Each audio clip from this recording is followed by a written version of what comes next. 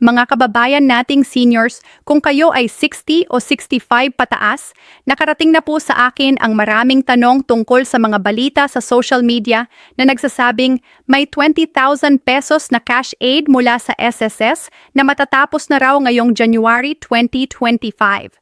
Marami po ang nag-aalala, marami ang nalilito, at marami ang takot na baka makaligtaan nila ang perang ito. Kaya gusto kong umupo kayo ng maayos, kumuha ng kape o tsaa, at pag-usapan natin ito ng masinsinan dahil kailangan ninyong malaman ang totoo. Ang katotohanan, mga kapatid, ay hindi lahat ng nababasa natin sa Facebook o sa YouTube ay totoo. At ang usaping ito ng 20,000 pesos ay isa sa mga bagay na kailangang linawin. Walang opisyal na anunsyo mula sa SSS na may direktang cash aid na 20,000 pesos na ibibigay sa lahat ng miyembro na matatapos ngayong January. Ang 20,000 pesos na yan ay hindi cash aid o grant na libre, kundi loan programs. Ibig sabihin utang na may bayad at may kasamang interes. Pero huwag kayong mabibigo dahil may mas mahalaga pa tayong pag-uusapan. Mayroon kayong mga benepisyo, mga increase sa pensyon, at mga programa na dapat ninyong kilalanin para hindi kayo magsisi sa hinaharap. Samahan ninyo ako sa buong usapang ito at garantisado kong pagdating ng dulo, mas malinaw na ang lahat sa inyo at mas alam ninyo kung paano makakakuha ng pinakamalaking benepisyo mula sa inyong SSS. Magsimula tayo sa pinakamahalagang tanong na nasa isip ninyo ngayon. Ano ba talaga ang totoo tungkol sa 20,000 pesos na yan? Ang katotohanan ay ganito, mga kapatid. Ang SSS ay may iba't ibang programa na ang maximum amount ay 20,000 pesos. Pero lahat ng ito ay loan programs, hindi free cash aid. Una, mayroon silang calamity loan program. Kapag ang inyong lugar ay dineklara ng National Disaster Risk Reduction and Management Council na saklaw ng state of calamity dahil sa bagyo, lindol o iba pang sakuna, pwede kayong umutang ng hanggang 20,000 pesos. Pero hindi ito libre, mga kaibigan. Ang interest nito ay 7% per year at babayaran ninyo ito ng buo sa loob ng 24 na buwan. Halimbawa, kung umutang kayo ng buong 20,000 pesos, ang babayaran ninyo kada buwan ay mga 875 pesos kasama na ang interes. Ang programa na ito ay available pa rin ngayong 2025 at hindi ito matatapos ngayong January.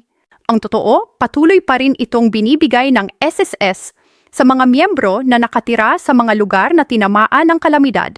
Pangalawa, mayroon ding emergency loan program na inanunsyo mismo ni President Marcos noong December 2025. Ito ay specially designed para sa mga miyembro na naapektuhan ng mga sunod-sunod na bagyo na tumama sa Pilipinas. Ang loan na ito ay hanggang 20,000 pesos din, may 7% interest rate, at may special provision na 6 months moratorium. Ibig sabihin, hindi kayo kailangang magbayad sa unang 6 na buwan pagkatapos ninyong matanggap ang pera. Pero pagkatapos ng 6 na buwan, magsisimula na ang bayad ninyo sa loob ng 24 na buwan. Ang programa na ito ay tumatagal ng 1 taon mula ng ianunsyo o hanggang sa tanggalin ang state of national calamity, alin man ang mauna. Pangatlo, mayroon ding unemployment benefit na maximum ay 20,000 pesos, pero ito ay para lamang sa mga miyembro na nawalan ng trabaho ng hindi dahil sa kanilang kasalanan. Kung kayo ay retirado na at tumatanggap ng pensyon, hindi kayo kwalipikado dito. Ang benepisyo na ito ay para sa mga aktibong manggagawa na na-retrench, nasarado ang kumpanya o nawalan ng trabaho dahil sa iba pang dahilan na hindi nila kasalanan. Ngayon, maintindihan ko kung bakit marami sa inyo ang nalito at nag-alala. Ang social media ay puno ng mga kasinungalingan at maling impormasyon, lalo na pagdating sa gobyerno at pera. May mga tao na gumagawa ng sensational headlines para kumita ng views at clicks kahit hindi totoo ang sinasabi nila.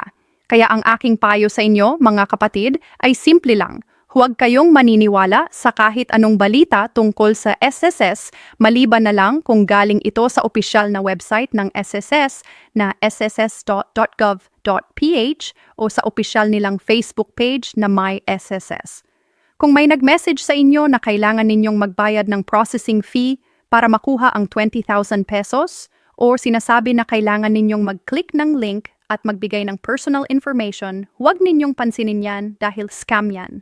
Ang SSS ay hindi kailanman humihingi ng bayad sa pamamagitan ng text message or private message. Lahat ng aplikasyon ay ginagawa through their official channels at lahat ng requirements ay malinaw na nakasulat sa kanilang website. Kung may tanong kayo, tumawag sa kanilang hotline na 1455 or pumunta mismo sa SSS branch office na malapit sa inyo. Mas mabuti pang sigurado kayong nakakausap ninyo ang tunay na SSS employee kaysa maniwala sa mga strangers sa internet. Pero kahit walang libreng 20,000 pesos na cash aid, mayroon pa rin kayong maraming benepisyo na kailangan ninyong malaman bilang SSS retiree at senior citizen. Una at pinakamahalaga, may pension reform program ang SSS na isinapinal noong 2025 at tatagal hanggang 2027. Ang programa na ito ay nagbibigay ng annual pension increase sa lahat ng pensioners tuwing September. Kung kayo ay retirement pensioner o disability pensioner, ang inyong pension ay tumataas ng 10% tuwing taon. Kung kayo naman ay survivor pensioner, ang increase ay 5% per year. Ibig sabihin, kung ang inyong pension ngayong 2025 ay 5,000 pesos kada buwan, sa September ay magiging 5,500 pesos na yan. At sa 2026, tataas pa yan ng another 10%. Sa loob ng 3 taon, makikita ninyong lumalaki ang inyong pension. At yan ay permanente. Hindi yan one-time na bigay lang. Yan ay habambuhay na increase sa inyong buwanang kita. Kaya kung may nagsasabing mas mabuti pa raw ang 20,000 pesos na one-time, isipin ninyo, ang pension increase na yan ay umabot ng 10,000 pesos o higit pa sa loob ng 3 taon at patuloy pa yan pagkatapos. Pangalawa, lahat ng SSS pensioners ay tumatanggap ng 13th month pension tuwing December. Yan ang tinatawag na annual cash gift at yan ay equivalent sa inyong 1-month pension. Kung ang inyong regular pension ay 6,000 pesos, ang 13th month ninyo ay 6,000 pesos din. Ang pera na yan ay automatic na ibibigay sa inyo tuwing December at hindi ninyo kailangan mag-apply or gumawa ng kahit ano. Ang SSS ay direktang nagdedeposito niyan sa inyong bank account o sa inyong UMID ATM card. Ang 13th month na yan ay malaking tulong lalo na sa panahon ng Pasko kung saan mas maraming gastos ang pamilya. Kaya huwag kalimutan na i-budget ninyo yan ng maayos at huwag kayong mag-splurge ng sobra. Pangatlo, kung kayo ay SSS retiree pensioner, may access kayo sa pension loan program. Ang programa na ito ay nagpapahiram ng hanggang 300,000 pesos para sa mga retirement pensioners at hanggang 150,000 pesos para sa mga survivor pensioners. Ang interest ay reasonable at ang bayad ay kakaltas lang sa inyong monthly pension kaya hindi ninyo na kailangang pumunta sa SSS office para magbayad. Kung may emergency kayo, may malaking gastos sa ospital o may kailangan kayong pondo para sa negosyo o renovation ng bahay, ang pension loan program ay isang practical na opsyon. Pero tandaan ninyo, utang pa rin yan at kailangan ninyong i-compute kung kaya ninyong bayaran nang hindi masyadong bumababa ang inyong monthly pension. Mayroon ding iba pang loan programs na available pa rin sa mga aktibong miyembro ng SSS at kung kayo ay aktibong nagbabayad pa rin ng contributions kahit retirado na, pwede pa rin kayong mag-apply. Ang salary loan program ay may reduced interest rate na lang ngayong 8%, bumaba mula sa dating 10%. Kung kayo ay employed or self-employed at continuing pa rin ang inyong contributions, pwede kayong umutang based sa inyong average monthly salary credit. Ang calamity loan program naman, tulad ng nabanggit ko kanina, ay may 7% interest rate na lang, bumaba mula sa dating 10%. Ito ay isang malaking discount at kung kayo ay qualified, mas mura na ngayong umutang kaysa dati. Ang bagong emergency loan program naman ay may 6-month moratorium, kaya kahit na may utang kayo, hindi kayo kailangang mag-alala sa bayad sa unang 6 na buwan. Pero remember, lahat ng loan programs na ito ay may requirements. Kailangan ninyong may sapat na contributions, walang outstanding loans, at updated kayo sa inyong payments. Ang SSS ay hindi nagbibigay ng loan sa mga miyembro na may delinquent accounts o may unpaid loans pa. Kaya kung gusto ninyong maging eligible, siguraduhin na linis ang inyong record sa SSS. Ngayon, pag-usapan naman natin ang mga practical na tips para hindi kayo makaligtaan ng kahit anong benepisyo. Una, siguraduhin na updated ang inyong contact information sa SSS. Maraming pensioners ang hindi nakakatanggap ng advisory letters o text messages mula sa SSS dahil lumipat na sila ng bahay or nagpalit ng phone number pero hindi nila ina-update sa sistema. Kung gusto ninyong sigurado na alam ninyo ang lahat ng bago at mga available programs, mag-login sa My SSS account ninyo at i-update ang inyong personal information. Kung wala pa kayong My SSS account, gumawa na kayo ngayon dahil halos lahat ng transactions ngayon ay online na. Pwede ninyong gawin yan through their website or sa SSS mobile app. Kung hindi kayo comfortable sa technology, hingi kayo ng tulong sa inyong mga anak o apo para ma-set up ang account ninyo. Pangalawa, i-check regularly ang inyong contribution records. May mga kaso kasi na hindi na itala ng maayos ang contributions, lalo na kung kayo ay self-employed or voluntary member. Kung may missing contributions kayo, mas mahirap na kayo mag-qualify sa loans at iba pang benefits. Kaya maganda na every quarter, mag-login kayo sa My SSS at tingnan kung kumpleto ang inyong contributions. Kung may problema, lumapit agad sa SSS office at dala ninyo ang proof of payment para maresolba kaagad. Pangatlo, mag-enroll kayo sa direct deposit para mas mabilis ang release ng inyong pension at benefits. Kung umaasa pa rin kayo sa check na i-claim sa SSS office, mas mahaba ang pila ninyo at mas maraming hassle. Kung may bank account kayo or UMID ATM card, i-register ninyo yan as your disbursement account para automatic ang pag-credit ng lahat ng inyong benefits. Pag-usapan din natin ang mga dapat ninyong iwasan para hindi kayo madaya o malugi. Una, huwag kayong mag-apply ng loan kung hindi ninyo talaga kailangan o kung hindi ninyo kayang bayaran. May mga pensioners na akala nila dahil available ang loan, kailangan nilang kunin kahit wala namang emergency. Tandaan, utang pa rin yan at may interes. Kung kinuha ninyo ang pera at ginastos ninyo sa mga bagay na hindi essential, mahihirapan lang kayo sa pagbabayad at baka madeduct pa sa inyong pensyon. Pangalawa, huwag kayong magbabayad ng kahit anong processing fee sa mga taong nag-aalok na tulungan kayong mag-apply ng loan o benefits. Ang SSS ay walang sisingilin sa inyong application. Lahat ng forms ay libre at pwede ninyong i-download mismo sa website. Ang mga taong nag-aalok ng tulong kapalit ng bayad ay mga scammers o fixers na kailangan ninyong iwasan. Pangatlo, huwag kayong magbibigay ng inyong SSS number, CRN, or any personal information sa mga hindi authorized na tao. May mga cybercriminals na nag-pretend na SSS employees at hihingi ng inyong details para raw ma-verify ang account ninyo. Kapag may nagtanong ng ganyang information through text, email, or social media, huwag kayong sumagot. Ang SSS ay hindi kailanman humihingi ng sensitive information through those channels. Lahat ng verification ay ginagawa sa office mismo o through their secured online portal. Tungkol naman sa payout schedule, ang inyong monthly pension ay released lagi sa first 10 banking days ng buwan. Halimbawa, ang pension ninyo para sa January ay ire-release ng SSS from January 1 to 10. Depende sa inyong disbursement mode. Kung naka-enroll kayo sa bank account, mas mabilis ang pag-credit, usually within the first 5 days pa lang. Kung naman ay isi-claim ninyo sa SSS office or sa UMAD ATM card, baka umabot kayo ng January 8 or 9. Ang 13th month pension naman ay inilalabas usually sa second week ng December.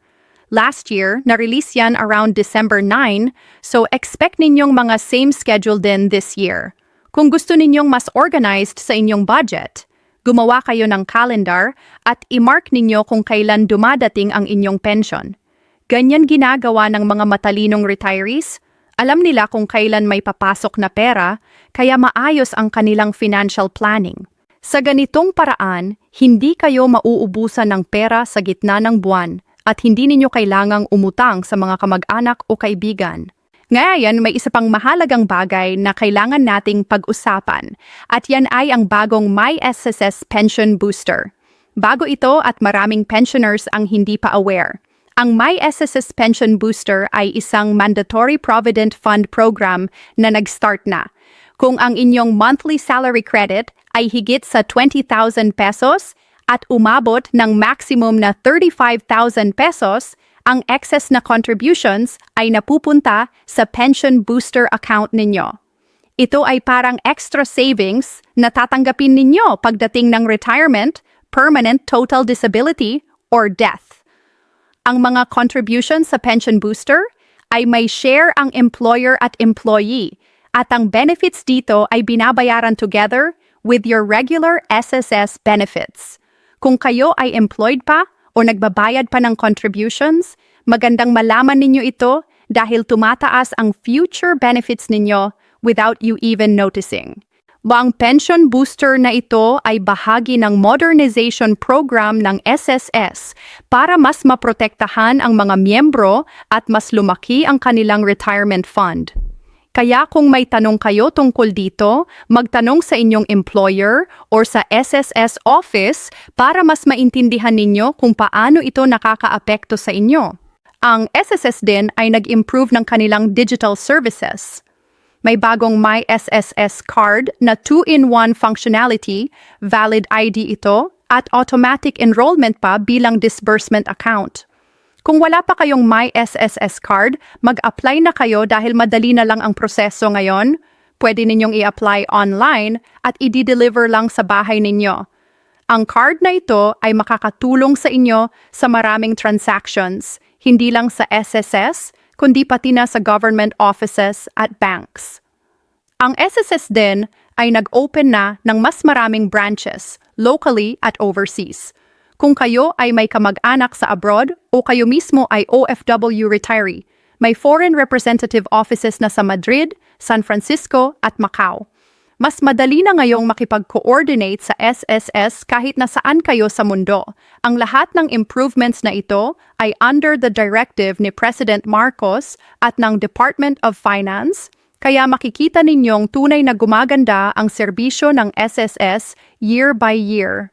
Ang goal nila ay walang Pilipinong manggagawa na maiiwanan, at yan ay makikita ninyo sa mga programs at services na inilalabas nila. Para sa mga seniors na may health issues or may limited mobility, meron ding option na mag-authorize ng representative para mag-claim ng pension sa inyong behalf.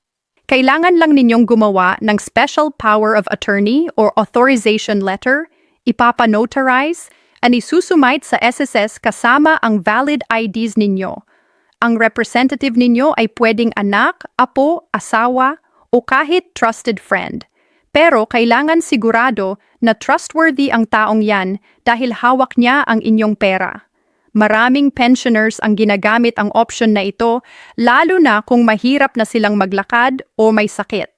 Pero ang mas recommended pa rin ay mag-enroll sa direct deposit para hindi na kayo umaasa sa ibang tao at automatic ang lahat ng transactions. Mas secure din yan at mas less hassle para sa inyong family. Kung may tanong kayo kung paano mag-set up ng representative or direct deposit, pumunta sa SSS office o tawagan ang hotline 1455. Ang mga SSS personnel ay handang tumulong at ipapaliwanag nila sa inyo step by step kung paano gagawin.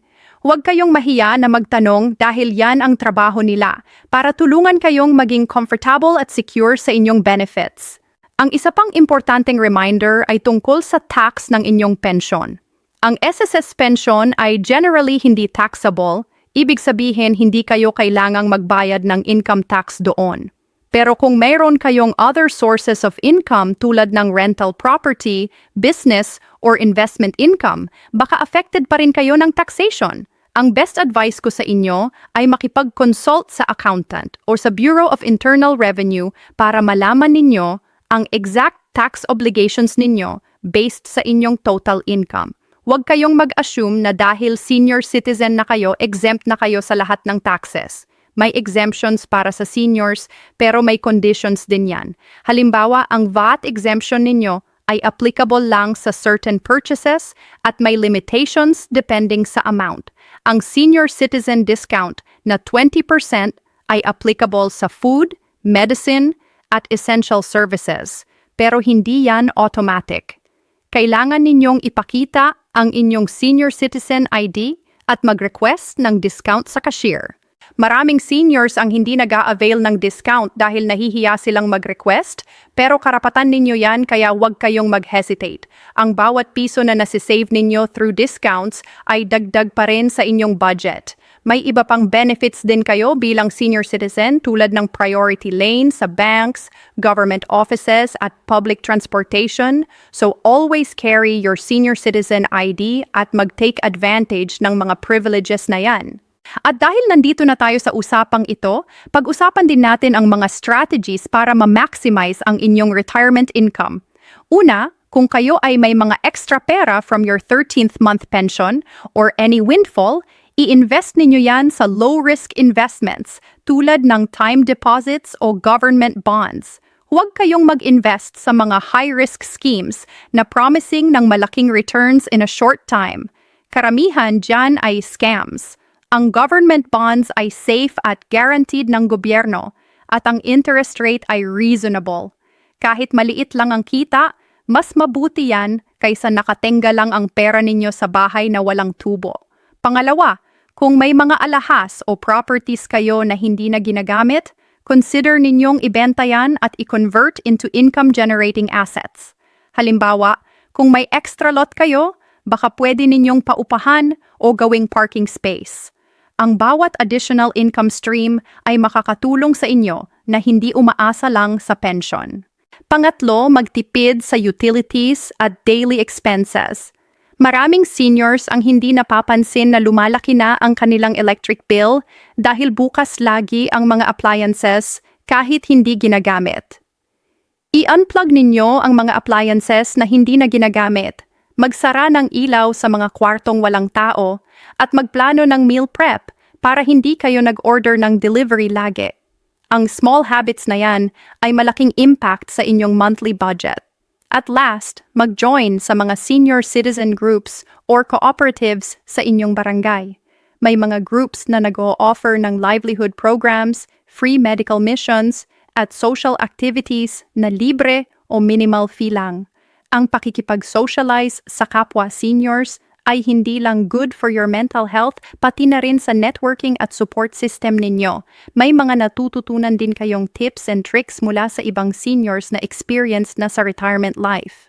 Bago tayo magtapos, gusto kong i-emphasize na ang misinformation ay isa sa biggest enemies ninyo pagdating sa government benefits. Ang social media ay powerful tool, pero full din yan ng fake news at exaggerated claims. Kaya ang aking pinakamalaking payo sa inyo ay always verify before you believe. Kung may nakita kayong post tungkol sa SSS benefits, pumunta sa official SSS website o tawagan ang hotline nila para i-confirm kung totoo. Huwag kayong mag-share ng posts na hindi ninyo pa na-verify dahil baka ikaw pa ang nagkakalat ng fake news at nakakaapekto sa ibang tao. Ang responsibility natin bilang informed citizens ay magbahagi lang ng accurate information. Kung hindi natin sigurado, mas mabuti pang huwag na lang mag-share. Tanong muna bago action, verify bago believe. Ang simple rules na yan ay makakatulong sa inyo na hindi mabiktima ng scams at fake news. At kung may nakita kayong suspicious na posts o messages na claiming to be from SSS, i-report ninyo sa SSS or sa Philippine National Police Anti-Cybercrime Group. Ang bawat report ninyo ay nakakatulong na mapigilan ang mga scammers at protektahan ang ibang seniors na baka mabiktima. Sa huli mga kapatid, ang mensahe ko sa inyo ay simple. Walang magic na 20,000 pesos na cash aid na ending this January, pero mayroon kayong mas sustainable at mas long-term na benefits na dapat ninyong pagtuunan ng pansin. Ang pension increase na 10% per year ang 13th month pension ang access sa loans na may lower interest rates, ang My SSS Pension Booster, at lahat ng improvements sa SSS services. Yan ang tunay na valuable. Hindi yan one-time na bigay na maubos agad. Yan ay patuloy na suporta na tatanggapin ninyo habang buhay. Kaya instead na mag-alala sa fake news, mag-focus kayo sa pag-maximize ng inyong existing benefits. I-update ninyo ang inyong records, mag-enroll sa direct deposit, i-check ang inyong contribution history, at always stay informed through official channels. Ang SSS ay nandyan para tulungan kayo at responsibilidad ninyo na gamitin ng maayos ang mga serbisyo nila. Huwag kayong mahiya na magtanong, huwag kayong takot na lumapit sa SSS office, at huwag kayong mapipigilan ng mga scammers at fixers. Kayo ang boss ng inyong retirement, kaya kayo ang dapat magdesisyon base sa tama at accurate na information. Sana po naliwanagan kayo sa lahat ng nabanggit natin ngayong araw na ito. Tandaan, ang kaalaman ay kapangyarihan, at ang tamang impormasyon ay susi para sa secure at comfortable na retirement. Maraming salamat sa inyong pakikinig, at sana po ay patuloy ninyong panoorin ang mga videos na ito para lagi kayong updated sa lahat ng government benefits na karapat-dapat sa inyo. Ingat kayong lahat, at God bless.